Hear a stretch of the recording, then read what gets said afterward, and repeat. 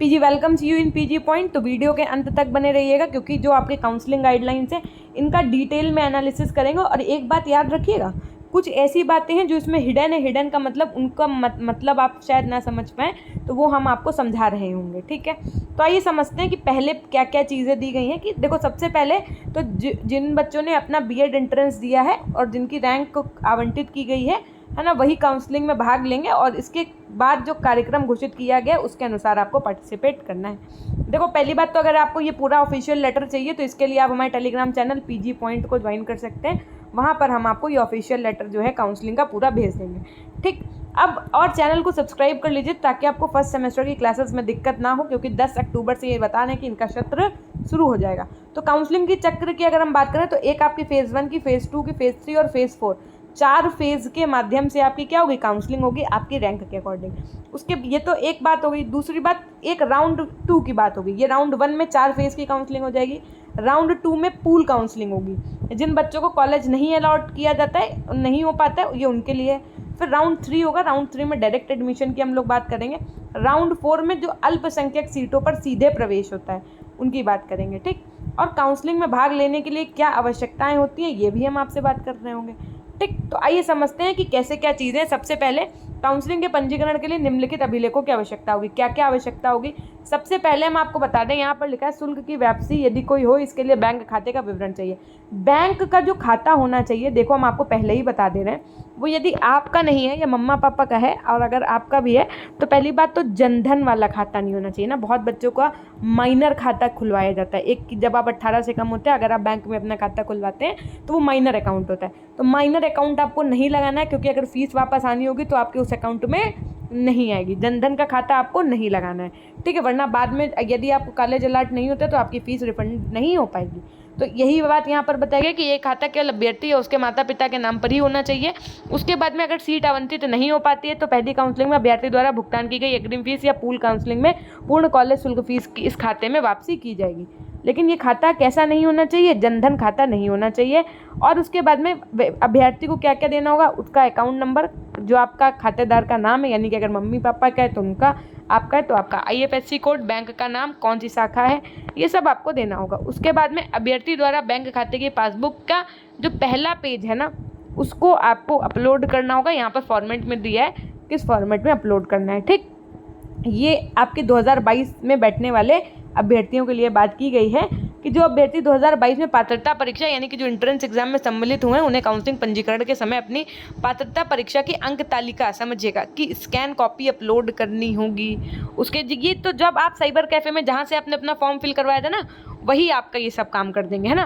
केवल मूल अंक तालिका ही स्वीकार की जाएगी और कोई भी प्रोविजनल इंटरनेट मार्कशीट तब तक स्वीकार नहीं की जाएगी जब तक कि वह संबंधित। अब देखो, कुछ ये बात मैम किसके लिए कही गई है? देखो, कुछ बच्चे हमारे ऐसे हैं जो अपीयरिंग वाले होंगे, मतलब जो अपने लास्ट सेमेस्टर में होंगे या ये दो लास्ट ईयर में होंगे और उन्होंने बीएड का एंट्रेंस एग्जाम दिया है। अब किन्हीं किन्हीं कॉलेज में भाई रिजल्ट तो सबका आ गया, रिजल्ट आ तो गया है, लेकिन मैम वो तो जो मार्कशीट है वो आपकी कैसी है? वो आपकी इंटरनेट वाली है ना। रियल मार्कशीट तो इतनी जल्दी आपको मिलेगी नहीं। तो मैम ये बात उन बच्चों के लिए है कि जो मार्कशीट है उसको आपको सेल्फ असिस्टेड करवाना होगा। मैम ये कैसे होगा? हमने कहा ज़्यादा टेंशन नहीं लो, इसमें कुछ नहीं करना होता है आपको।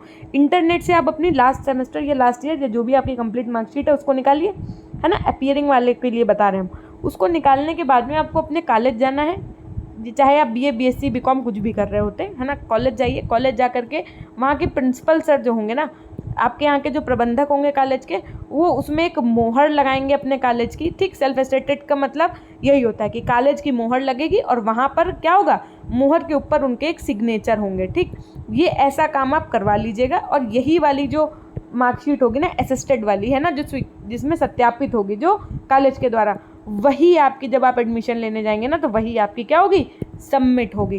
तो ऐसा आप 2 में करवा लीजिएगा, एक नहीं कितने, 2 में। एक अपने पास रखिएगा, एक जो जहाँ पर ज़रूरी हो वहाँ पर दीजिएगा। ठीक, उसके बाद में ये तो हो गई इतनी बातें। अब हम ज़रा राउंड 1 की जो काउंसलिंग है उसकी बात कर लें। तो सबसे पहले आपका रजिस्ट्रेशन होगा, है ना। स्टेट रैंक के आधार पर काउंसलिंग के विभिन्न चरणों में विभाजित किया गया। भाई फेज़ 1, फेज़ 2, फेज़ 3, फेज़ 4, जिनकी रैंक अच्छी है उनको पहले फेज़ में, जिनकी रैंक खराब है उनको चौथे फेज़ में, इस तरीके से काउंसलिंग होगी। तो केवल घोषित जो आपके स्टेट रैंक सीमा के भीतर आने वाले अभ्यर्थी हों उस चरण में ही भाग लेंगे, है ना। विस्तृत चरणवार कार्यक्रम काउंसलिंग से पहले घोषित कर दिया जाएगा। अब ये जो चरणवार काउंसलिंग है का मतलब, इसका मतलब ये होता है कि जैसे मान लो आपकी रैंक 1 से लेकर के जो है रैंक आपकी 25,000 तक है, तो आपकी काउंसलिंग कब होगी, है ना। 25,000 से लेकर के 2.5 लाख है तो कब होगी काउंसलिंग, तो इसका अभी नोटिफिकेशन आएगा, ठीक। उसके बाद में अभ्यर्थी को अपने लॉगिन विवरण का उपयोग करके लॉगिन करना है। भाई आपकी एक रजिस्ट्रेशन आईडी होगी, एक पासवर्ड होगा। अगर आप वो भूल गए तो मैम क्या करें, हम तो भूल गए। हमने कहा कोई चिंता की बात नहीं है, वहाँ पर एक लिंक दी होगी, उससे आप फिर से प्राप्त कर सकते हैं, ठीक। काउंसलिंग शुल्क और अग्रिम कॉलेज फीस का भुगतान आपको करना होगा। समझिएगा बात को। पंजीकरण प्रक्रिया पूरी करने वाले अभ्यर्थियों को ₹5,650 जा करके आपको क्या करवाना है, काउंसलिंग अपनी करवानी है। जिनमें से जो 650 रुपये हैं और जो 5,000 है वो अग्रिम। देखो 650 रुपये तो आपके क्या है, रजिस्ट्रेशन के हैं, और उसके बाद में जो आपके 5,000 रुपये हैं ये क्या है, ये आपकी एडवांस कॉलेज फीस है कि हाँ भाई आप इसी कॉलेज में एडमिशन लेंगे।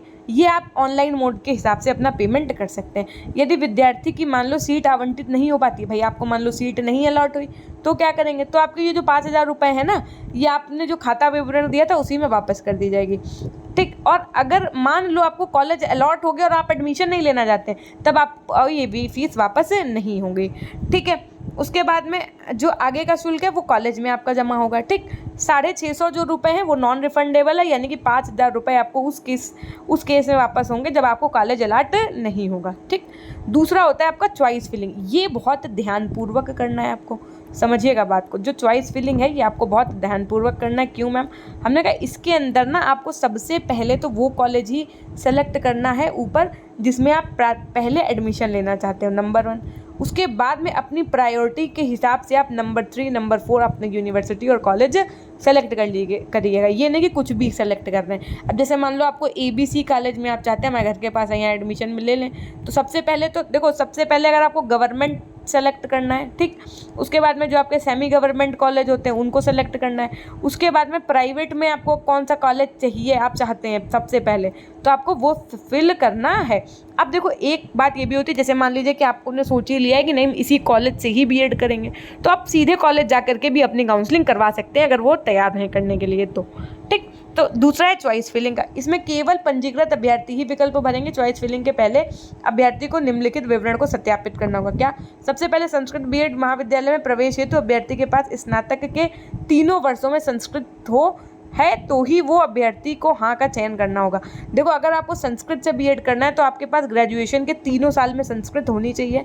उसके बाद में अभ्यर्थी द्वारा आवेदन पत्र में भरे गए जेंडर को गलत होने की स्थिति में सही करने का विकल्प डिफ़ॉल्ट रूप से यह उस विकल्प पर सेट होता है जिसे उन्होंने ऑफलाइन आवेदन पत्र में भरा है। उसके बाद में काउंसलिंग के लिए पंजीकृत अभ्यर्थियों को अपनी पसंद के अनुसार अपने विकल्प भरने होंगे, यानी कि अपने कॉलेज सेलेक्ट कर लेंगे। जितने चाहें आप उतने कॉलेज सेलेक्ट कर सकते हैं। और आपको ये सलाह दी जाती है कि आवंटन में अस्वीकृत से बचने के लिए कि भाई आपको पता चले कॉलेज ही ना अलॉट हो, तो आप ज़्यादा से ज़्यादा विकल्प को चुनिए। पता चले 2 कॉलेज सेलेक्ट कर लिया, उसमें मिला ही नहीं आपको एडमिशन, तो ऐसा नहीं करिएगा। अंतिम सबमिशन तक विकल्पों का पूर्वावलोकन, मतलब एक बार पूरा प्रॉपर रीड कर लीजिएगा जब आप सब कुछ फाइनल सबमिट करने जा रहे हो। तो विकल्प कई सत्रों में भरे जा सकते हैं। लॉगआउट करने से पहले इन विकल्पों को सेव करते रहना चाहिए। और यहाँ याद रखिए कि जैसे एक विकल्प आपने सेलेक्ट किया तो उसको सेव करते जाइएगा, Ctrl+S दबा करके सेव करते रहिएगा, वरना पता चले सेलेक्ट ही नहीं हुआ। अभ्यर्थी द्वारा भरे गए विकल्प अंतिम है। एक बार लॉक होने के बाद समझ लीजिएगा उसको आप बदल नहीं सकते। एक बार आपकी प्रोफाइल लॉक हो गई, आपने सब कुछ सेलेक्ट कर लिया है ना, तो एक बार तो हम यही कह रहे हैं जिस कॉलेज में आपको एडमिशन लेना है या तो आप डायरेक्टली वहीं जा करके अपनी काउंसलिंग करा लो कि हाँ हमको यहीं एडमिशन लेना है, ठीक है। या तो आप क्या करिए, आपको गवर्नमेंट कॉलेज आप प्रायोरिटी देना चाहते तो आप बाहर से काउंसलिंग कराइए जहाँ से आपने अपना फॉर्म फिल किया था, ठीक। अब काउंसलिंग के दिशा निर्देश आप देख चुके हैं कि भाई यदि किसी अभ्यर्थी का विकल्प जमा कर दिया और विकल्प बढ़ने की अंतिम तिथि समाप्त होने के बाद तक लॉक नहीं किया, मान लो आप लॉक नहीं करते तो सीट आवंटन से पहले वो स्वतः ही अपने आप लॉक हो जाएगा, ठीक। कॉलेज आवंटन उसके बाद में आपका होगा, जो भी कॉलेज अलॉट होगा आपको आपके पास आ जाएगा, है ना, कि हाँ आपको कॉलेज अलॉट हो चुका है। तो कॉलेज आवंटन आपका निम्न नियमानुसार अभ्यर्थी के राज्य रैंक यानी स्टेट रैंक के साथ साथ काउंसलिंग के दौरान वरीयता क्रम में उनके द्वारा चुने गए कॉलेजों के आधार पर किया जाएगा। अब आप जब जो लिस्ट देंगे ना, जो सेलेक्ट करेंगे कॉलेज, उन्हीं में से आपको एक कॉलेज अलॉट होगा। कॉलेज अलॉट होने के बाद में राज्य की आरक्षण नीति का पालन केवल सहायता प्राप्त और राजकीय महाविद्यालयों में ही किया जाएगा। सीट आवंटन परिणाम केवल अभ्यर्थी लॉगिन पर उपलब्ध होगा और कहीं नहीं उपलब्ध होगा। और उसके बाद में देखो, अगर आपने EWS ये सब कुछ लगाया है तो इनका भी पालन किया जाएगा और अंतिम आवंटन तक सह पुष्टि पत्र भी डाउनलोड कर लिया जाएगा। उसके बाद में आपको सुनो, जब ये आप प्रोसेस हो जाएगी ना तो आपको एक अलॉटमेंट लेटर मिल जाएगा कि हाँ भाई आपको ये कॉलेज अलॉट हो गया है। तो अलॉटमेंट लेटर का आपके पास मैसेज आएगा, ठीक, जो आपने नंबर रजिस्ट्रेशन कर रखा होगा, आप उसका प्रिंट आउट निकलवा के सारे डॉक्यूमेंट्स लेके कहाँ पहुँच जाएंगे, जो कॉलेज आपको अलॉट हुआ है वहाँ पहुँच जाएंगे भाई, है ना। तो जिन अभ्यर्थियों को जो कॉलेज आवंटित किया गया उन्हें BEd JEE 2022 की वेबसाइट के माध्यम से अंतिम आवंटन सह पुष्टि पत्र आपको क्या करना है, डाउनलोड कर लेना है उसको, है ना। अब समझिए, यदि कॉलेज शुल्क अग्रिम कॉलेज शुल्क से अधिक है तो अभ्यर्थियों को अंतिम आवंटन सह पुष्टि पत्र डाउनलोड करने से पहले आवंटन के 3 दिनों के भीतर शेष राशि का ऑनलाइन भी भुगतान करना होगा। यदि कॉलेज शुल्क जमा अग्रिम कॉलेज शुल्क से कम है तो इस अंतिम आवंटन के सह पुष्टि पत्र को डाउनलोड कर सकते हैं। अतिरिक्त शुल्क की राशि आवंटित कॉलेज द्वारा अभ्यर्थी को वापस कर दी जाएगी। अनुसूचित जाति, अनुसूचित जनजाति तथा EWS विद्यार्थियों को कॉलेज शुल्क से अधिक न होने पर शेष राशि का भुगतान करना होगा, ठीक। उसके बाद में स्टेप 5 क्या है कि अब जो आवंटित कॉलेज में रिपोर्ट किया जाना, यानी कि अब क्या करना है आपको, अभ्यर्थी को आवंटन की तारीख से 3 दिनों के भीतर, समझिएगा बात को, जब आपका कॉलेज अलॉट हो जाएगा, है ना, जब देखिए वीडियो पसंद आ रहा है तो लाइक कर दीजिएगा एक बार। कॉलेज अलॉट हो जाएगा तो कॉलेज अलॉट होने के 3 दिन के अंदर, कितने दिन, देर नहीं करनी है आपको, 3 दिन के अंदर सभी ओरिजिनल डॉक्यूमेंट्स, ये नहीं कि फोटोकॉपी लेके पहुंच गए, सभी देखिए मैं आपको पहले भी बता चुकी हूँ वीडियो के माध्यम से, एक आपने 3 फाइल बनाइएगा। कितनी फाइल बनाइएगा, 3 फाइल्स आप बनाइएगा। 3 फाइल्स में आपको क्या करना है, एक में आप अपने सारे ओरिजिनल डॉक्यूमेंट रखिएगा, और एक में आप क्या करेंगे, अपने सारे फोटोकॉपी के डॉक्यूमेंट रखेंगे, एक और में भी आप फोटोकॉपी के डॉक्यूमेंट रखिएगा। एक फोटोकॉपी के डॉक्यूमेंट की पूरी फाइल सर लोगों के पास जमा होगी, ओरिजिनल जो आपके डॉक्यूमेंट्स होंगे इनका वेरिफिकेशन होगा, है ना। और इन्हीं सब को लेकर के आपको कहाँ जाना है, जो आपका कॉलेज मिला है आपको वहाँ जा कर के रिपोर्ट करना है, ठीक है। एक बात और याद रखिएगा कि जो आपके फोटोकॉपी और डॉक्यूमेंट होने चाहिए उनमें आपका ये समझ लीजिए आप कि जब आपने अपना फॉर्म फिल कर किया था वहाँ से लेकर के रिज़ल्ट आने तक BEd का जितने भी डॉक्यूमेंट थे ना, पता चले आपका क्या आया, रिज़ल्ट आया, उसके बाद में आपका अलॉटमेंट लेटर आया, उसके बाद में जब आपने फॉर्म फिल किया था तो वो आपका जो BEd एंट्रेंस का कह सकते हैं हम कि एडमिट कार्ड था वो अगर है तो ये सब चीज़ें आप लेकर के जाइएगा ताकि आपको किसी प्रकार की दिक्कत ना हो। कम से कम अपनी 8 से 16 फ़ोटो लेकर के जाइएगा, ठीक है। हाई स्कूल, इंटर, ग्रेजुएशन की असिस्टेड मार्कशीट सब कुछ लेकर के आपको जाना है। अगर आपने मान लो आय जाति निवास लगाया है और आपने EWS का प्रयोग किया है या कोई कोटा के थ्रू आप गए हैं तो वो सब ID प्रूफ आपको लेकर के अपने पहुँचने हैं कॉलेज में। बहुत आराम से संभल के जाइएगा भाई। आवंटित महाविद्यालय के प्राचार्य द्वारा अभ्यर्थी के मूल दस्तावेजों का भौतिक सत्यापन किया जाएगा। जो वहाँ पे कॉलेज होगा जहाँ पर एडमिशन ले रहे हैं तो वहाँ के जो प्राचार्य होंगे वो आपके रियल जो आपके डॉक्यूमेंट्स हैं ना उनको आप चेक करेंगे कि आप कहीं फर्जी तो नहीं आए हैं ना। यदि अभ्यर्थियों के दस्तावेज कॉलेज प्राधिकरण द्वारा मान्य नहीं पाएंगे तो उनका मान लो अगर मान लिया गया कि आपने फेक वेक सब लगा दिया था कि आरक्षण पाने के लिए और आपके पास EWS है ही नहीं या कुछ है ही नहीं, मिसिंग है, तो आपको अब मतलब एडमिशन नहीं हो पाएगा। कॉलेज अथॉरिटी की तरफ से आपका जो भी है वो कैंसिल कर दिया जाएगा। रिपोर्टिंग के लिए आवश्यक दस्तावेज जो हैं वो देखो क्या क्या हैं, ये समझ लो कि क्या क्या लेके जाना है। समझो, सबसे पहले तो आपको ये सब मूल प्रति यानी कि ओरिजिनल, समझिएगा, ओरिजिनल डॉक्यूमेंट्स लेकर के जाना है, ठीक। और एक कितनी फाइल बनानी है, 3, एक ओरिजिनल की, एक फोटोकॉपी वाली, एक फोटोकॉपी वाली, ताकि आपको किसी प्रकार की कोई दिक्कत ना हो। तो अंतिम आवंटन सह पुष्टि पत्र यानी कि जो आपका क्या है अलॉटमेंट लेटर आया है वो, दूसरा BEd JEE 2022 के आवेदन पत्र, प्रवेश पत्र और स्कोर कार्ड। जब आपने आवेदन किया था ना तब का जो आपका था पूरा नोटिफिकेशन सब कुछ, जब आपने कुल मिला के BEd का एंट्रेंस फॉर्म भरा था वो, प्रवेश पत्र यानी कि एडमिट कार्ड आपका और आपका स्कोर कार्ड जो आया है वो, इन तीनों को आपको लेकर के वहाँ पहुँचना है, ठीक है। आपका जन्म तिथि के प्रमाण के रूप में 10th क्लास की मार्कशीट लगेगी तो क्लास 10th की मार्कशीट लेकर के जाइएगा। उसके बाद में अर्हता परीक्षा तक सभी अंक पत्र यानी कि all marksheets and certificates up to qualifying exams, यानी कि इसमें आपका graduation first year, second year, third year, inter सब आ जाएगा। और अगर आप परसुइंग है तो आप सेल्फ असिस्टेड वाला ही लेकर के जाइएगा, ठीक है। ये सब कुछ आपको लेकर के जाना है। उसके बाद में आपने मान लो कि कोई वेटेज दिया है, कोई वेटेज सर्टिफिकेट का मतलब होता है SC ST कोटे के लिए, या EWS आपका है, या आप हैंडीकैप है, कोई भी आपका अगर वेटेज सर्टिफिकेट है तो आपको उसकी ओरिजिनल प्रिस्क्राइब फॉर्मेट में लेकर के जाना है। सरकार द्वारा जारी मूल फोटो पहचान पत्र, जैसे आपका आधार कार्ड हो गया, ये लेकर के जाना है ना। उसके बाद में अभ्यर्थी के पासपोर्ट आकार 2 फोटो, यहाँ पर 2 लिखा है, आप कम से कम 8 फोटो लेकर के जाइएगा। और जो भी आपने रिसिप्ट मतलब जो भी आपने पेमेंट किए हैं अब तक ना, शुरू से लेकर के अब तक, उन सब की फी रिसिप्ट आपके पास होनी चाहिए, इतना आप लेकर के जाएंगे। अब आती है पूल 2 की काउंसलिंग। पूल 2 की काउंसलिंग का मतलब ये होता है कि ये जिन बच्चों को मान लो कॉलेज नहीं अलॉट हो पाया था, ये उनके लिए होता है ना। उनके लिए भी ये सेम प्रोसेस है, इसमें सब कुछ वही होता है पूरा एकदम, है ना। उसके बाद में होती है आपकी डायरेक्ट काउंसलिंग।